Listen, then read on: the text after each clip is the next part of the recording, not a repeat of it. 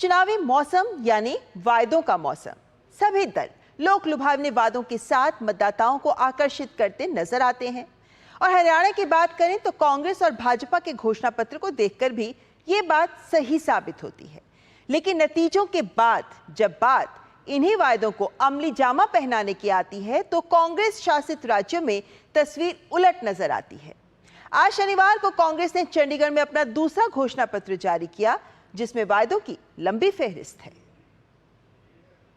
कांग्रेस ने हरियाणा विधानसभा चुनाव के लिए शनिवार को चंडीगढ़ में अपना घोषणा पत्र जारी किया। इस बार कांग्रेस ने अपने घोषणा पत्र के लिए 2 चरण का दृष्टिकोण अपनाया है। पहले चरण में 15 गारंटियों की घोषणा की गई थी और दूसरा चरण शनिवार को जारी किया गया, जिसमें पार्टी ने युवाओं, महिलाओं, किसानों और सामाजिक कल्याण के लिए कई वादे किए हैं, जिनमें 25 लाख रुपए तक फ्री इलाज, महिलाओं को हर महीने 2000 रुपए, किसान आयोग का गठन और न्यूनतम समर्थन मूल्य की गारंटी, अल्पसंख्यक आयोग का गठन, युवाओं को रोजगार समेत तमाम वादों के साथ साथ सतलुज यमुना लिंक नहर से पानी लेने का वादा भी पार्टी ने किया।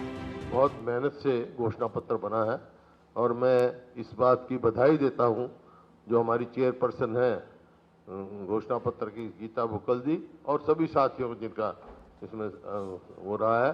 और बहुत सारी बातें राजस्थान से हमने सीखी, जो अशोक गहलोत जी जब मुख्यमंत्री थे, 25 लाख की जो वो की, तो बहुत सारी स्टेटों का हमने मंगा के तब इन्होंने पूरा अध्ययन करके दिया है।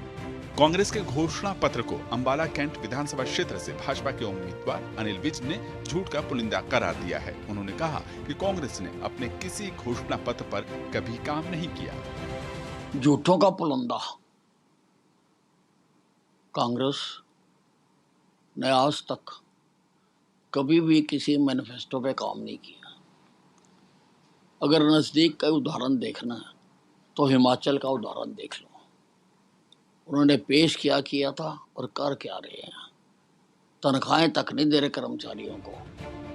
वहीं कांग्रेस के अंतर्कलह भी एक बार सामने आई, जब घोषणा पत्र जारी किए जाने के मौके पर कांग्रेस के दिग्गज नेता रणदीप सुरजेवाला और कुमारी शैलजा मंच से नदारद दिखे।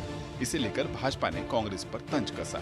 हरियाणा में भी जो 2 फाड़ है वो भी दिखाई दे रहा है साफ साफ। मैनिफेस्टो लॉन्च के दिन पर ही कुमारी शैलजा जी नहीं थी, रणदीप सुरजेवाला नहीं थे। और कुमारी शैलजा जी तो लगातार बोल रही है, कितने मंचों पर बोला है कि टिकट के बंटने में अन्याय हुआ।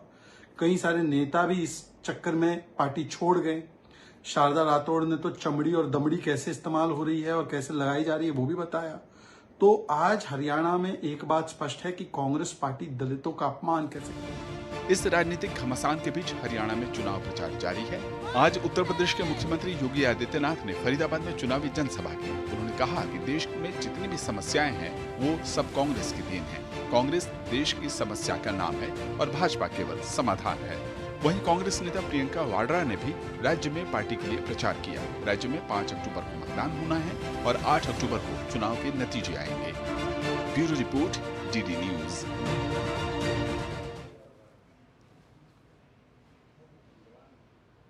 तो जाहिर है कि चुनावी वायदे तो किए जा रहे हैं, लेकिन कांग्रेस को लेकर इन चुनावी वायदों पर जो सवाल उठ रहे हैं वो जरूर गौरतलब हैं।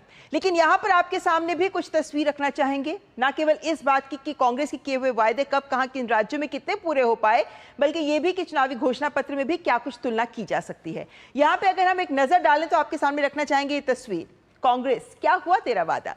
क्योंकि चुनाव के वक्त बहुत सारे मुफ्त की राजनीति की जाती है, मुफ्त वायदे की जाते हैं, फ्रीबीज ऑफर की जाती हैं ताकि मतदाता आकर्षक होकर मतदान करने के लिए उन्हीं को वोट दे।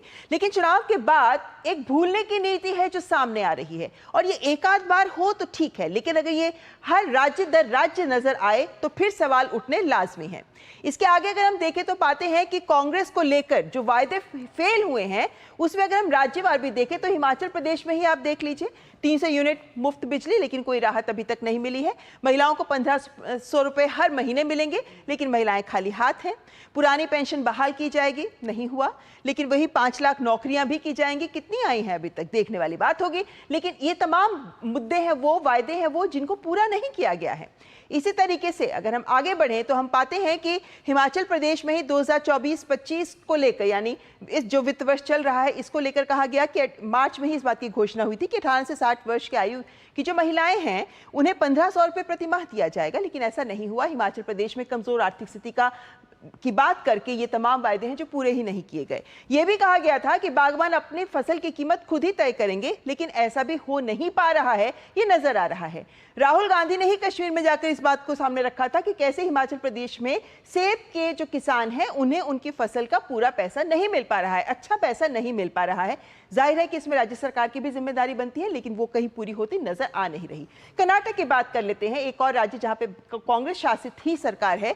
वहां पे आप देखें तो स्वास्थ्य को लेकर भी इस बात को सामने रखा गया कि हरियाणा के चुनावी घोषणा पत्र को आपके सामने रखते हैं, क्योंकि हरियाणा का जो चुनावी घोषणा पत्र है, आज आपको बता दें कि कांग्रेस ने 2 चरणों में अपना घोषणा पत्र जारी किया था, जिसमें से आज दूसरे चरण में उन्होंने अपने घोषणा पत्र में तमाम वायदों को सामने रखा। लेकिन एक बड़ी नजर हम डालते हैं, क्योंकि यहाँ पे आपके सामने भाजपा और कांग्रेस इन दो की तस्वीर सामने रख रहे हैं। ऐसे में अगर हम स्वास्थ्य की बात कर लेते हैं तो कुछ बड़े बिंदु दोनों के घोषणा पत्र के आपके सामने रखते हुए 25 लाख तक का निःशुल्क इलाज किया जाएगा। भाजपा ने भी चिरायु आयुष्मान योजना के तहत 10 लाख के निःशुल्क इलाज की बात की है।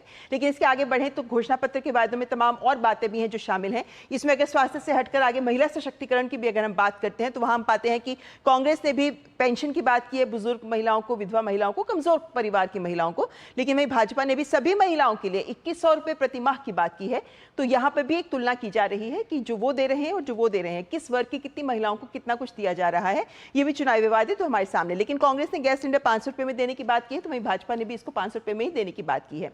लेकिन इसी तरीके से महिलाओं से हटकर बात करें कृषि की, तो किसानों के लिए भी जो कांग्रेस कहती है वो ये कि हम एमएसपी को कानूनी गारंटी देंगे। लेकिन बीजेपी का भी यही कहना है कि हम जो 24 फसलें हैं जिनको एमएसपी पर खरीदा जाता है वो जारी रहेगी। लेकिन उसके अलावा भी बीजेपी ने तमाम और भी वायदे हैं किसानों की बेहतरी को लेकर जिसको सामने रखा है। तो एक रोड मैप सामने रखा है बीजेपी ने किसानों को लेकर। वहीं अगर आगे बढ़े और बात करते हैं युवाओं को लेकर, नौकरी एक बहुत बड़ा मुद्दा रहा है चुनावों में। उसमें भी देखें तो कांग्रेस ने 2 लाख नौकरी की बात की है, तो वहीं बीजेपी ने 2 लाख नौकरी की बात तो की ही है, लेकिन साथ ही 5 लाख अन्य नौकरियों को के सृजन करने की भी बात की गई है।